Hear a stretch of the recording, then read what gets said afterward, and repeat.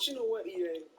He's not the only good receiver. That's right. Wearing silver and black. Yeah. I mean, he's going to have a lot of help. Starting with Hunter Renfrow, you got the Darren Wallers of the world. I mean, there's a lot of different receivers that will complement him very well. And that's a great way of saying it.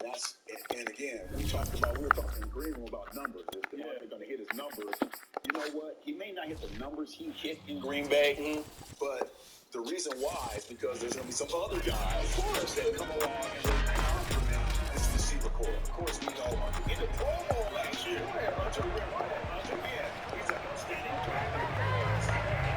After a good punt, this offense will start with tough field position inside the 10.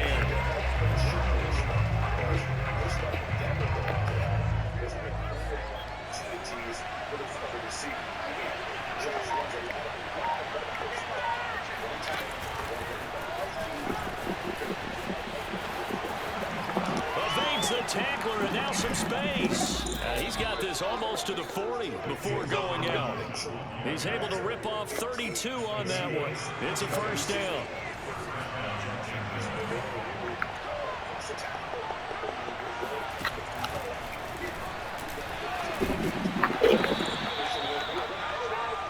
Six yards left on second down. On play action, they'll throw. And he went nowhere. Well, he went backwards, back to the 33. That'll go as a loss of 9, and it leads to third down.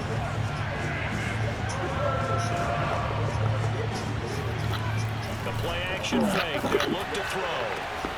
He's got a man wide open. It's Landry. And this won't be enough. A good secure tackle, and they stop him a few yards shy at the 46. Oh, a big decision here early. Look at this. They're going to go for it on their own side of the field. They're going to try and throw. Flushed out right.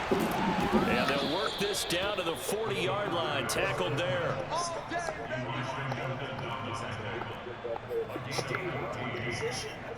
So on the other side of the field now, it's 1st and 10 as they've got things rolling on this drive.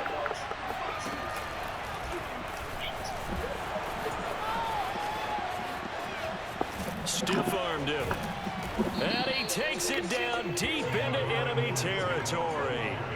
Here we go now on 1st and goal. And he will get this into the end zone for a Jaguar touchdown. A great effort there. His first touchdown. Jaguars come to the line to start their next drive. After the long touchdown drive we just saw, you wonder if maybe that's taken a little of the wind out of this offensive sails, because they had it going pretty good last time too. Had to sit over there for a little while, didn't they? You know, they were eager, amped up to get back on the field after just scoring, hoping to get the ball back quickly. That didn't happen, so I'd say come out, just kind of get started again. You know, it doesn't have to be anything dramatic. Just get moving, get loose again, and see if they can get it downfield. His first carry of their second drive, pretty solid. And, of course, remember back to their first drive, really strong throughout that one. Not only is he getting good blocking up front, but how about his vision to find the holes? And he's seeing things before they even open and hurdling through them. And they'll get him down as he's inside the 40. Let's go. Back-to-back good plays have him on the move on first down. Here's a play fake as they set up to throw. And this one goes nowhere. Losing yardage on the play back at the 46.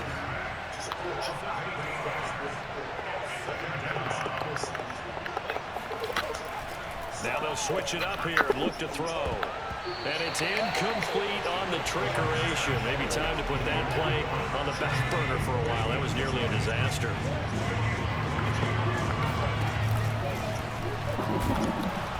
And he's going to get this one down near the 45-yard line. Only a yard on the pickup there, and it's going to leave him with a fourth down.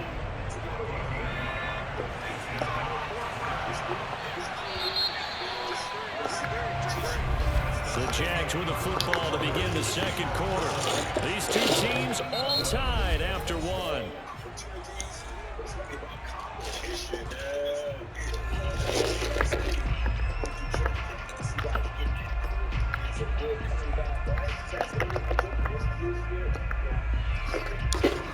Here's Hunter. Nice wonder now.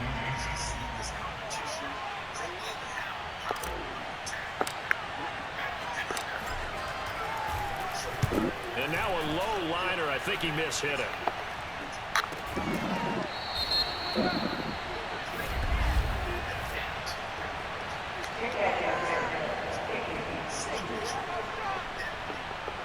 A little too amped up there. Got to him before he had a chance to catch it. Another example of players in tough spots getting the protection that they deserve. Got to make sure that he's able to catch the ball before you get to him. And he'll fight forward on the straight-ahead running for just a couple of yards. Second down. The last run got a couple. Here's 2nd and 8.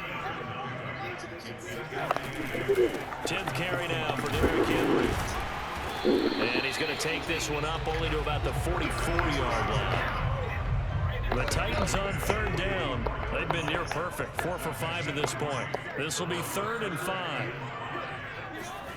Back to throw. Tannehill. Got his man. That's the Pro Bowler Julio Jones. And he will have a Titans first down as they're able to get the 3rd down conversion. On 1st and 10, Tannehill. And his throw's going to be incomplete. This, the second meeting of these two teams. You might recall they met back in Week 5. And it was the visitors getting the win there, so they'll be looking for the sweep back here at home. Tannehill's throw here into the hands of Jones. That'll leave them with a 3rd and 2 coming up. They got 8 yards there.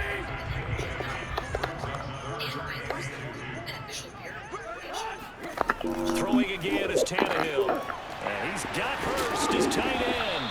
And he will have a Titans first down as they're able to get the 3rd down conversion.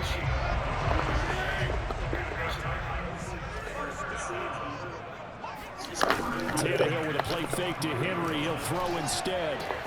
Gets this to Firkser, the tight end. And he gets it all the way down inside the 10 and mark him at the 5. You have to ask the question, where was the help? Because it's a little surprising to me that he'd find that much room to run this close to the end zone. He doesn't quite get there, but he sets his guys up with a 1st and goal. And he gets him a little bit closer. He takes it from the 6 inside the 5 to the 4. 2nd and goal from inside the 5. Henry again. And they will stop him after a fairly minimal pickup. They get 3 yards closer, but still work to do. It's 3rd and goal.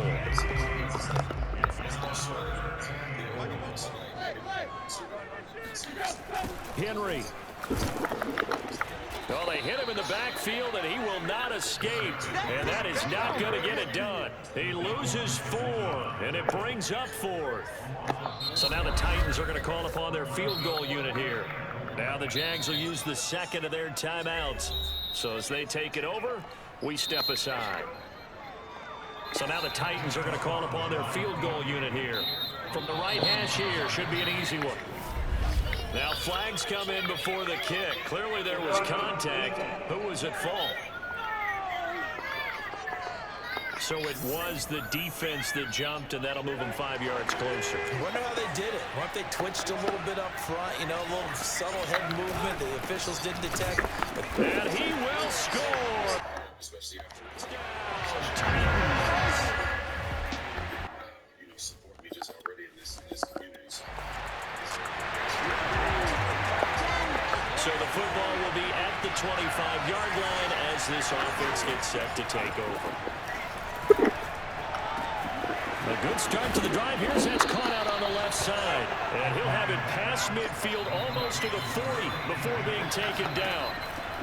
Throwing on 1st down. Bryant. He's going to rifle one deep left side. This is caught inside the 15. So now following the big play, they've got a 1st and goal all the way down at the 10. And he takes it in. Touchdown, Jacksonville. A 10-yard touchdown run. Jaguars come to the line to start their next drive. The last possession, these guys were able to tie the game with a touchdown, and now they'll have a chance to move out in front. Yeah, let's give a big assist to the defense who got the ball back. The special teams went out there, handled things. They've got it. They've got momentum. I know they're eager to get out there and put it on display. So the line of scrimmage moves all the way across the 50 now as they come up 1st and 10. Dancing to his left. And they'll get him down as he's inside the 40. So here's a 1st and 10 at the 38. Back to throw. Bryant flush to his right. And they'll wind up getting this one all the way down inside the 20. So from inside the 20, here's 1st and 10 at the 18. Eluding the pressure right. Muscles him off. And he is out of bounds, but first he gets it inside the 10 to the 7.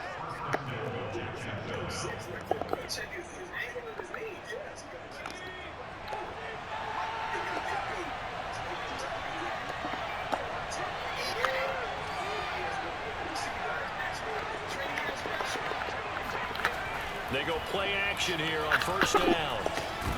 And that one goes incomplete. They tried something out of the bag of tricks, but it's incomplete and now 2nd down. They'll try again here from the 7 on 2nd and goal.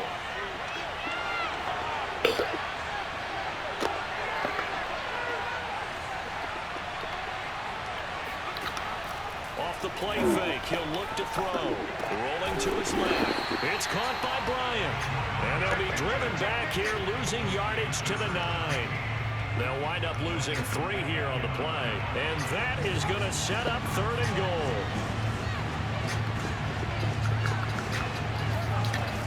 He'll look to throw. He'll buy some time right. And the stop will come inside the 5 at the 4. No movement from the field goal unit. They've got 4 full yards to go here on 4th and goal to hit pay dirt, but they're going to go for it.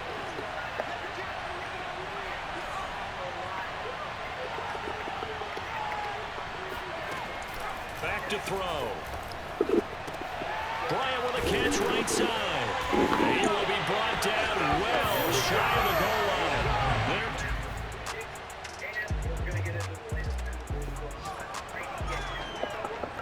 This offense ready to get back out there as they'll have the football to start the 3rd quarter. On 1st down, Bryant. He'll drop this one off with ETN. And he's going to get a good gain of 9 here up to the 34. And the offense moving quickly to the line. Now this one to his tight end out on the right side. And he'll be out of bounds after getting this one across the 40. That was a route run not just with dexterity, but with intelligence. Found the hole in the zone, made sure the quarterback saw him, and was able to make the sure catch and flip the down marker back to 1. On 1st and 10, Bryant. And now he'll let this one go deep, back over the middle. It's incomplete. Took a shot, couldn't connect.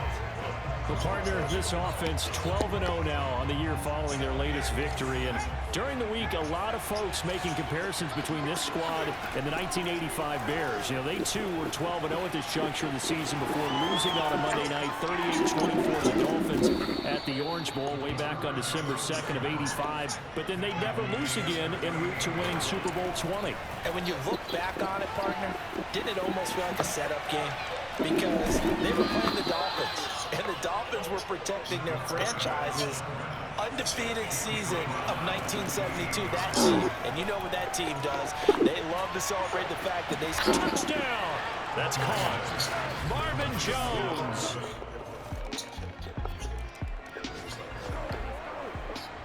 So the football will be at the 25-yard line as this offense gets set to take over.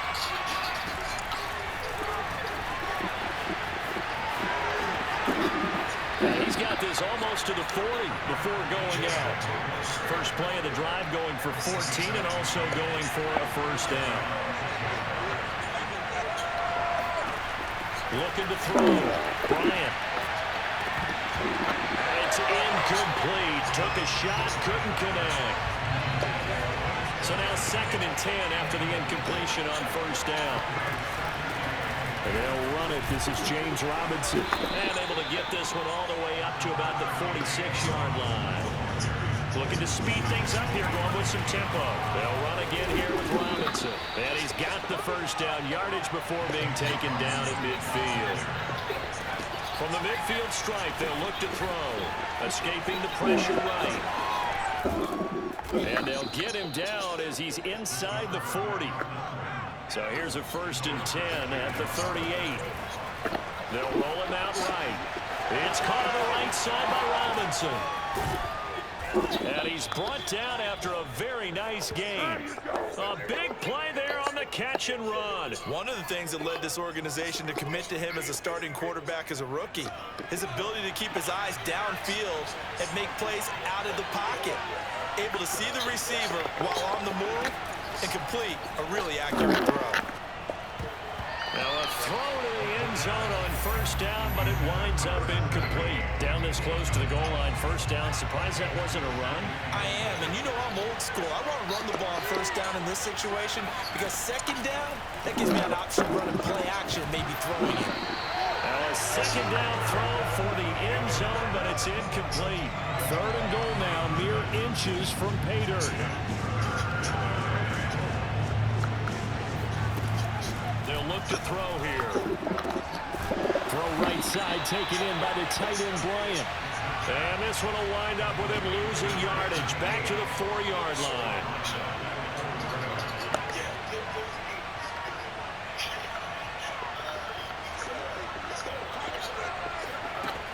They'll drop the throw. They're turned away on 4th and goal.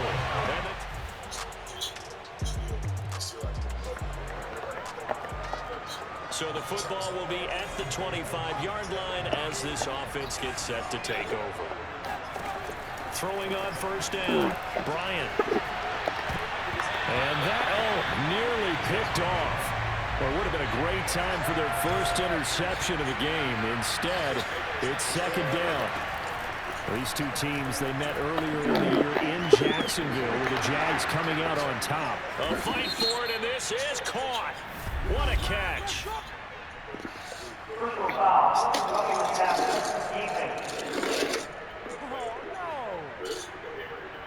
Well, when you're leading in the 4th.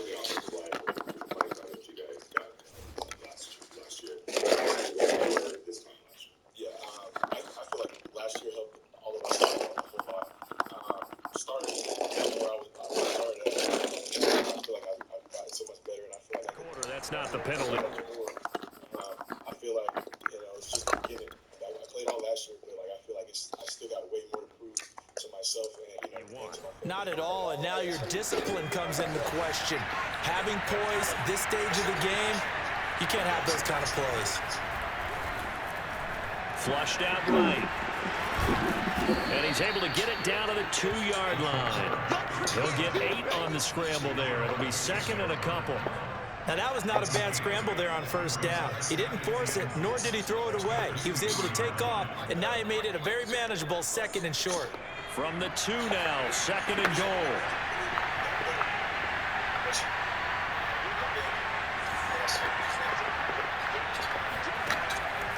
They'll look to throw. And they go the wrong way on this one. Losing yardage back at the 12. For the lead, here's 3rd and goal. And he will get this into the end zone for a Jaguar touchdown. After a good punt, this offense will start with tough field position inside the 10. On 1st down, Bryant. That's pulled in, the veteran Carter Landry. And past the 40 before he's out of bounds. A big connection on that one. 35 yards. Just like that, out of danger and up past the 40 now for 1st and 10. Flush to his right. Now he's going to throw it deep to the other side of the field. And this one is incomplete. So after the incompletion on 1st, now 2nd and 10. Normally you think the tight end's going to be able to catch the football and handle that contact, but in this case, maybe a little too much target to hit. That one was timed well, incomplete. An important play right here, 3rd and 10. And I would expect pressure here. Back to throw again. Sliding out of the pocket. And to the 46 he goes and no further. So he is well short of the first down marker. On 4th down, Bryant eluding the pressure right. Spins away and taking it across midfield and just shy of the 40. They're going to hurry back to the line now. On 1st and 10, Bryant. And a catch made by his tight end, Luke Farrell.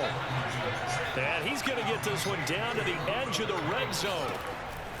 Throwing on 1st down, Bryant. And a dump off here to Robinson. And able to get this down inside the 15 to either the 13 or 14 before he's out of bounds. It'll go down as a gain of 6, and it'll be a 2nd down. He was out there waving his arms, and when you got a quarterback out of the pocket looking for any help, I guess waving the arms is helpful. It certainly is, because you got to get his attention, because now you're in scramble drill. So everyone's adjusting their routes, finding open space, and he found the right spot for the completion. So the ball's moved to about the 1 after the penalty, 1st and goal.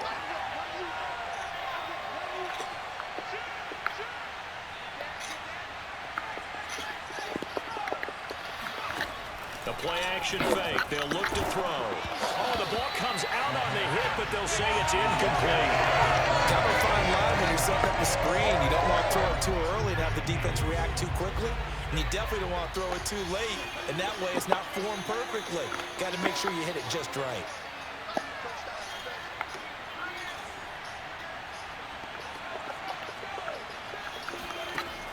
On play action, they'll throw. Steps away. And look at this. They get the turnover they needed. It's intercepted. Picked by Kevin Byard. And the Titans are right. Jaguars come to the line to start their next drive. And they will be looking to answer the touchdown their defense just surrendered. Still a good chunk of time remaining here in the 4th quarter and a chance to regain the lead in a tight one. And he'll let this one go deep for choke. And that will be incomplete. Would have been a big hitter if they had connected. Instead, it's 2nd down. Throwing again. Bryant. He'll get this out to the flat for ETN. And he's upended after a gain of 2 out to the 27. One of the bigger plays in the game thus far. The crowd getting into it as we come up on a big 3rd down. Jones has it. They get only 4 that time as that leads us to a 4th down. 1 score down. Here we go. They're going to go for it here on 4th down. One hallmark of good defenses is understanding the game, understanding positioning, and tackling immediately in the secondary after catches. I think we just saw that on display right there. Got to him before he ever had a chance to think about turning it upfield. His 2nd catch, this one not quite as dynamic as his first, and it's 2nd down. Back to throw. Bryant, he'll find ETN out of the backfield. And he's going to be taken down here with a penalty flag on the field.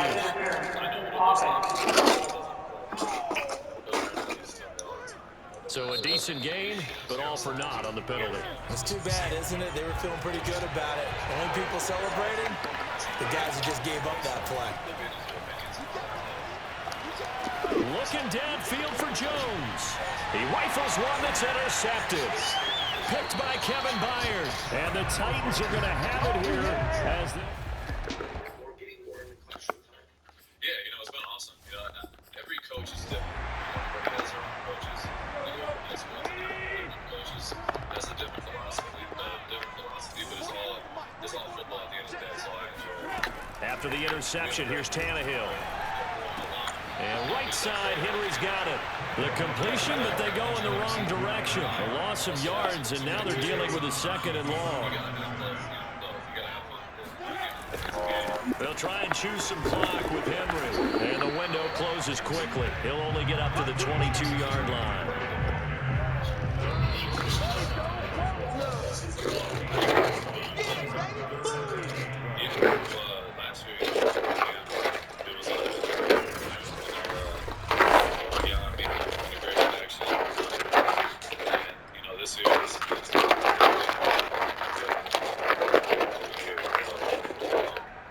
Titans in possession of the football here as we get you reset. They're facing a critical third down now as they try to hold on to this lead.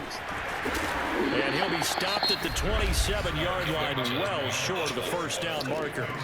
So fresh out of the 2-minute warning, and here's another timeout taken with 1:55 remaining. Here's Brett Kern now. He's been terrific so far.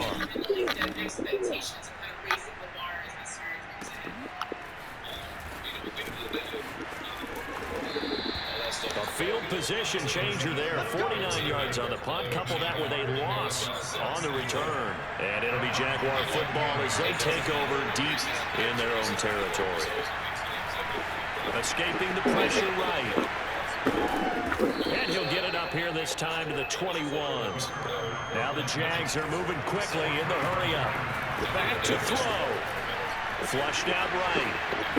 He's going to let it fly. And that will be incomplete. Tried to dial up the long way out there, but it'll be third down.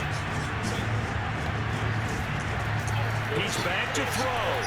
Flush to his right. Now a desperation throw deep downfield. Oh, this is taken in. It's complete.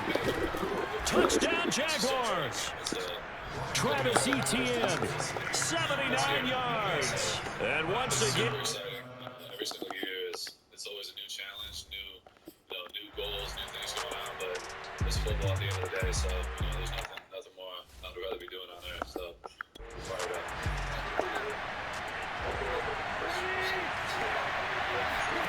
Throwing Tannehill to Henry.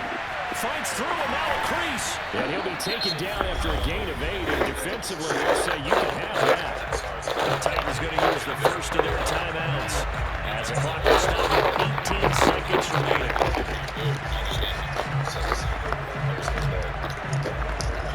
Ahead of the chains now, 2nd and 2.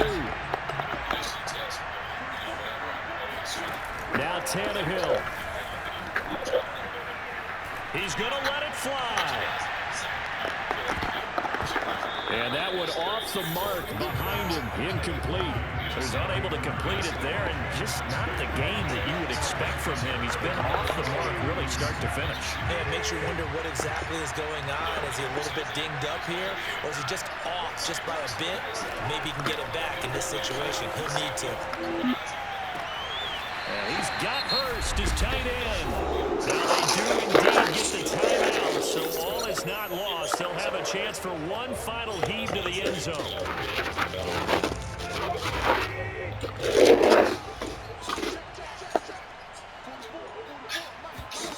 One last throw here for Tannehill. This for all the marbles.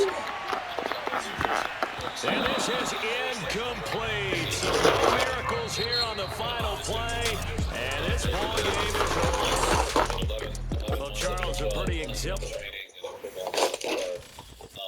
have a teammate, Duran, he was telling me about it. I'm asking him, how does Brady, what is it that's been able to do it for so long? And he said, when he first got the ball, I told him there's no such thing as that. So for me, that's kind of been my approach. Because no matter what, even if I'm not, after the Bengals game, still, for me, it was like, okay, there's a lot of guys who go on vacation for a month and eat whatever, and then you get the cut weight and do that. Like for me, I'm still doing my own routine, still meal prepping, still doing that, because that's what the great ones do. So for me, if I do that and show the younger guys that I'm doing this, and if I can do it, and I've had success, I've got a second deal and things like that. If I can show a guy who's in his first or second year, like this is what it's supposed to be like, and inspire others to do it, I feel like it's going to help the team. So to answer your question, I don't really think there's an off season when you're trying to be the best at what you do. And then second, you already know the answer, Nate. You implemented some MMA working, MMA work into your routine. And also, is there a position or ways that because of alignment you can utilize some of those skills? Yeah, this offseason is the first time I really I worked boxing all offseason and implemented that into my training. I felt like last offseason was really good for me, but there was certain things I wanted to take to another level, like just simple as getting up earlier, being here earlier, and then on off days, not just getting in the tubs and then going home. I'm going to do boxing. I'm going to do some core and just add little things into my routine. And that's what I've been doing. And I think boxing, is incredible, when it comes to the timing, speed, conditioning, all those things, movement. And, I feel like that's definitely going to help, going into this season. Max, I know you worked with Eric over at Extreme Couture MMA. Yeah. They're showing working pads and things like that. Has that training, the MMA training, at all kind of inspired you to do more like that during the off season to kind of prepare yourself? Yeah, I know Eric. I know the guys at Syndicate and all them. Just being in the gym, seeing those guys. Like last off season, I got to see Strickland and like those guys spar and everything like that. Just like being in that presence. Like I know, I feel like I'm, a hard worker and everything like that. But you go in there and watch these guys train, like it's different. They push themselves every single day. So like that inspires me. Just being around them and seeing how they work, makes me try to pick up my level of intensity and pick up my training. So I know there's always more you can do, and that's always going to be my approach. It's another, Rob Marinelli thing. You just like improve, and there's more. Like even when things are going good, things are going bad. There's always more you can do. So that's kind of my approach. So seeing those MMA guys, the shit they go through. Sorry, excuse my language. The things they go through. The things they go through is incredible. They beat each other up all the time. They long training camps, and they still are going and working and working and working. So just like that mentality, getting to actually work with them and working with boxers and things like that, just on the other side, just at the end of my game to another. I know you're such a student of pass rushing and just your position in general. You said you watched Chandler for years now. You see him up close a little bit. What small detail does he do so well on the field that impresses you that that maybe a more novice might not notice? I don't even know how to describe it, but Chandler's just the reason why I like even in college, like I always, people would ask me what pass rushers do you look up to and things. Chandler was one of those guys that I looked up to, just because of his unorthodox approach. And seeing it on film is one thing. Then when you see him on the field, just talk about it and explain what he's thinking about when he's moving. Then you see him move. He's so long and bendy, and he's just a different, one of a kind type of rusher and talent. Being around that, I don't even have to say anything. I just literally sit there and listen because it's such a different approach, the way he thinks about it. But that's what makes him great. And so, just being around him and just soaking up that information is incredible. And he definitely inspires me every day to have, do the things he's done, win a Super Bowl, 100+ sacks. He sets the standard. He's been doing it for years and years, and he's somebody I definitely look up to, and I can't wait to get out there with him. I know it's still a couple weeks away. You mentioned contract extension. You wanted to be a Hall of Famer. You had a lot of goals. What else in the Hall of Fame? What is that going to mean to you to be able to see it, soak it in, and also celebrate Cliff Branch? Yeah, it's huge. I've never been there before, so I'm definitely looking forward to it. There's no more talking. I just got to go and do what I do on a daily basis, and down the road we can look back and see where I'm at. But it's definitely a big inspiration. Obviously, Cliff Branch, him being a Hall of Famer, it's incredible. Mark is going to be the one. Mr. Davis is going to be the one to do it.